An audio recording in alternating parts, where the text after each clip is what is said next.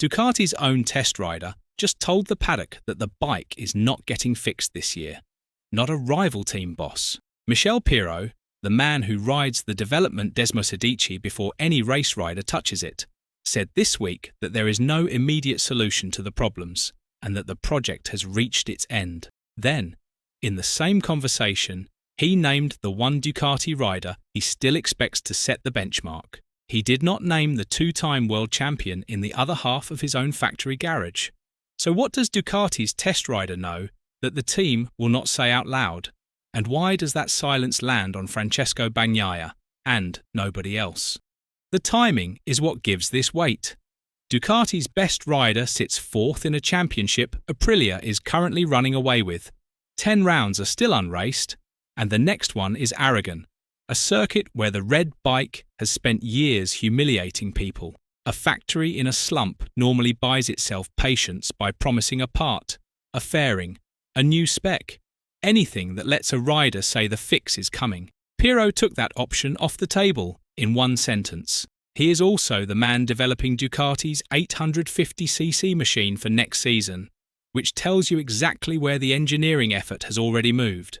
So the question is no longer when Ducati recovers. It is what the riders are being asked to do while it does not. Understand what a test rider actually is inside Ducati. Pirro does not offer opinions in a debrief after a bad Sunday, with adrenaline still up and a reputation in the room.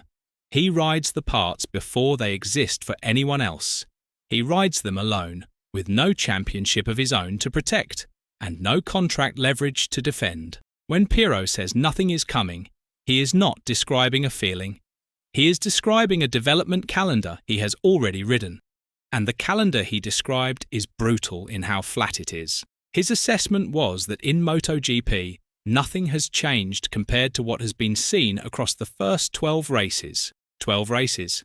Not a bad weekend, not a tyre allocation that caught them out once, but more than half a season with the same fault surviving every attempt to kill it. He went further, saying the tracks, the conditions, and the characteristics of the circuits now make more difference than anything else.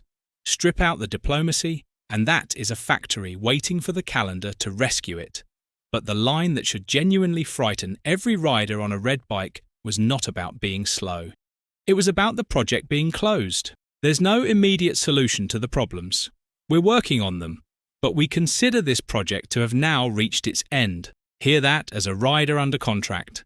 Every Sunday left in 2026 is now being raced on a machine your own factory has formally stopped chasing. Ducati has not lost a development war. Ducati has walked off the field to go build next year's bike, and Pirro is the one building it. That is the moment a bike problem becomes a people problem. A closed project freezes the hierarchy exactly where it stands, and whoever cannot make this thing work has just been told, politely, that help is not coming. And, oh yeah, there is one more part of this. It is the part that quietly dismantles the whole bike excuse. The Desmosedici has not stopped winning. It won at Jerez in Gresini's hands, with Marc Marquez riding it, a satellite man on the same factory spec bike. And Alex was suffering the identical fault Bagnaia is still fighting. Bagnaia said it himself. The only rider on Ducati that is having my same issues is Alex. He was having my same issues before Jerez.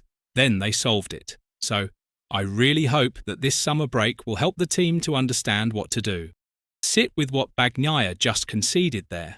A satellite team with fewer engineers and a smaller budget solved the problem that Ducati's factory squad has carried for more than half a season. The two-time champion is not asking his own factory for a new part. He is asking it to copy a customer team's homework. That is not a manufacturer without a solution. That is a factory garage that has not adopted one.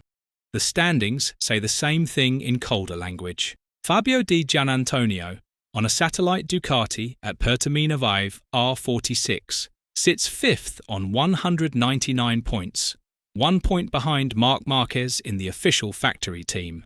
Bagnaia is 8th on 143, 57 points behind the man in the identical garage on identical equipment. 3 technical failures cost Bagnaia around 40 of those points, which he did not deserve. it still does not explain 57. He rated his own season 5.5 out of 10, and even that sounds generous. So when Pirro was asked where Ducati stands now, his answer was not a defence of the team. It was a shortlist of 1. So I expect that maybe we'll be the benchmark again in Aragon. Marc could be the benchmark. Marc could be the benchmark. Not Ducati, not the factory team. One name from the man who develops the motorcycle, in a week when Ducati's best finisher was a satellite rider on identical factory machinery. People thought this story was Ducati admitting the bike is broken. It is not. It is Ducati admitting only one rider is still expected to make it look repaired. And here is the part nobody has connected yet. Pirro's shortlist is not really a ranking of talent. It is a ranking of relevance. Bagnaia has signed with Aprilia for next season. Di Gianantonio has signed a multi-year deal to become a KTM factory rider. Alex Marquez is going to KTM too. Of the front runners on Ducati machinery right now, Marc Marquez is the only one Ducati keeps in its factory garage when the 850cc era begins, with Pedro Acosta arriving beside him and Fermin Aldeguer moving up to VR46. Pirro did not snub a champion. On this reading, he named the only rider whose form Ducati still has a commercial reason to protect. Which is why the ugliest theory in the paddock, the one that says Ducati is quietly sabotaging its departing champion, is wrong. Bagnaia killed it himself. They would have no reason to make things difficult for me. It would be madness. He is right. And that is precisely what makes his position worse. Nobody needed to sabotage anything. You do not have to damage a rider you have already stopped developing a motorcycle for. Let us be honest about what this really is. Ducati is not saying the Desmosedici is finished, because it plainly is not. What Ducati is saying, through the only man in the building with nothing to lose by saying it, is that the 2026 factory project is over, that no cavalry is coming for the riders who cannot make it work, and that the season's remaining value now sits with one rider and one bike that has not been built yet. For Bagnaia, that is the harshest possible send-off. He gets 10 more Sundays on a machine his employer has stopped fixing, beaten by the manufacturer he joins next season, judged on every one of them by a factory that has already moved its development rider onto a bike he will never ride. Marc rides for a championship. Everybody else in red now rides for their reputation, and the man who tests their motorcycle has already told them which of those two things Ducati is counting. The question was never whether Bagnaia can still ride a Ducati. It is what Ducati is willing to hand him.